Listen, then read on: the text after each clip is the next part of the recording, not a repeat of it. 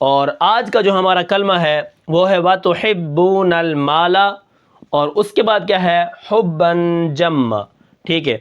تو سب سے پہلے ہمارا سبق پڑھنے کا طریقہ یہی ہوگا کہ سب سے پہلے ہم کیا کریں گے، اس سبق کو رواں پڑھیں گے، اور پھر اس کے بعد ہم اس کلمے کے ہجے کریں گے، اور اس کے بعد ہم ان کلموں کے اندر دیکھیں گے کہ کون کون سی ضروری چیزیں پائی گئی ہیں۔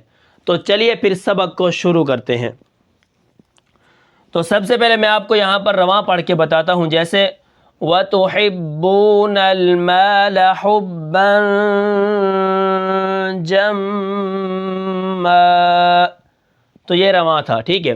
اب میں آپ کو اس کے ہجے کر کے بتاتا ہوں، جیسے واو زبر و، تا پیش تو، وَتُ، ہا با زیر حبا، واو پیش بو، وَتُحِبُّ، نون لام زبر نل، وَتُحِبُّونَ میم الف زبر ما، وَتُحِبُّونَ الْمَاء، لام زبر لا، وَتُحِبُّونَ الْمَالَ، وَتُحِبُّونَ الْمَالَ وقفاً، وَتُحِبُّونَ الْمَالَ۔ تو چلیے اب دیکھتے ہیں کہ اس کلمے کے اندر کون کون سی چیزیں پائی گئی ہیں۔ تو سب سے پہلے آپ یہاں پر دیکھیں واو کے اوپر کیا ہے، زبر ہے۔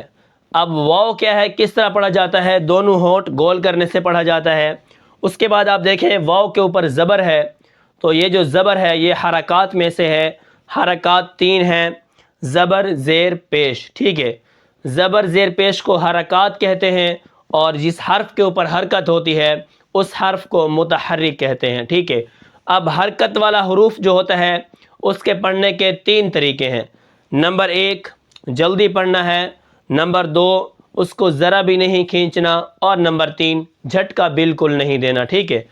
واو زبر و، تا پیش تو یہاں پر ان دونوں کے اوپر کیا ہے، زبر بھی حرکات میں سے ہے اور جو پیش ہے یہ بھی حرکات میں سے ہے، ٹھیک ہے۔ یہاں پر میں نے حرکات لکھا ہوا ہے۔ اس کے بعد میں ہا کو با کے ساتھ ملا کے پڑھوں گا، کیونکہ با کے اوپر تشدید ہے، اور پھر با جو ہے اپنی حرکت کے موافق آگے واو کے ساتھ مل کر پڑھی جائے گی، کیونکہ واو کے اوپر کیا ہے، جزم ہے۔ تو یہاں پر 2 چیزیں ہوں گی، ایک تشدید پیچھے والے حرف کے ساتھ مل کر پڑھی جائے گی، اور دوسری مرتبہ اپنی حرکت کے موافق اگلے واو کے ساتھ مل کر پڑھی جائے گی۔ تو یہ کلمہ کس طرح بنے گا، وَتُحِبُّ۔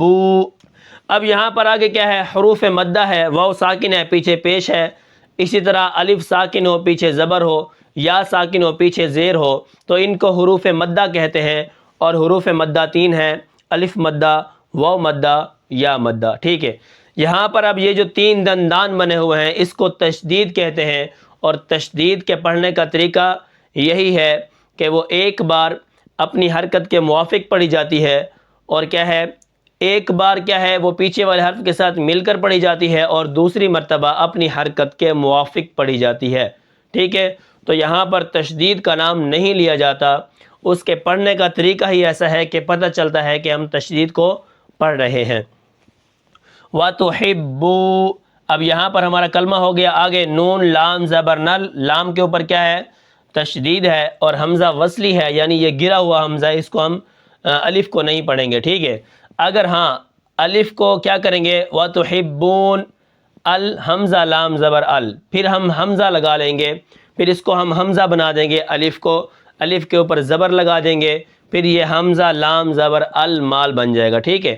اگر ہم یہاں پر وَتُحِبُّونَ یہاں پر وقف کریں گے، آگے اگر ملا کے پڑھیں گے یا الگ کریں گے تو المال بنے گا، ٹھیک ہے۔ تو اس الف کے اوپر زبر آ جائے گی، تو اسی طرح یہ کا حمزہ ہے، تو کا حمزہ ہمیشہ کیا ہوتا ہے، وصلی ہوتا ہے، وصل کا مطلب ہوتا ہے اس کو کاٹ دینا، ٹھیک ہے۔ اب وَتُحِبُّونَ میم الف زبر ما، اب یہاں پر دیکھیں الف ساکن پیچھے زبر ہے تو یہ الف مدہ ہے، وَتُحِبُّونَ الْمَا، پھر آگے لام کے اوپر زبر ہے تو یہ کیا بنے گا، وَتُحِبُّونَ الْمَالَ۔ اب یہاں پر میں اگر وقف کروں گا، رک جاؤں گا، وَتُحِبُّونَ الْمَال، تو یہاں پر وقف بالاسکان ہوگا، ٹھیک ہے، جو پہلے سے ساکن نہ ہو۔ یہاں پر میں نے آپ کو حرکات کا بتا دیا کہ حرکات کتنی ہیں۔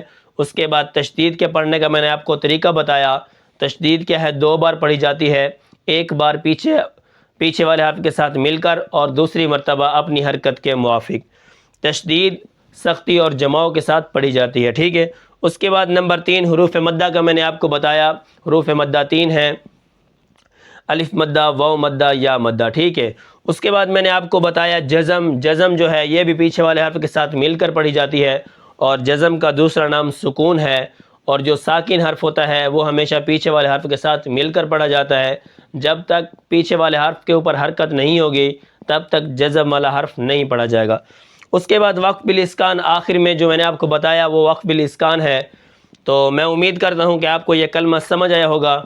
تو یہ تھا آج کا ہمارا سبق، تو پھر ملتے ہیں انشاءاللہ اگلے سبق میں۔ تب تک کے لیے مجھے اجازت دیجیے، اللہ حافظ۔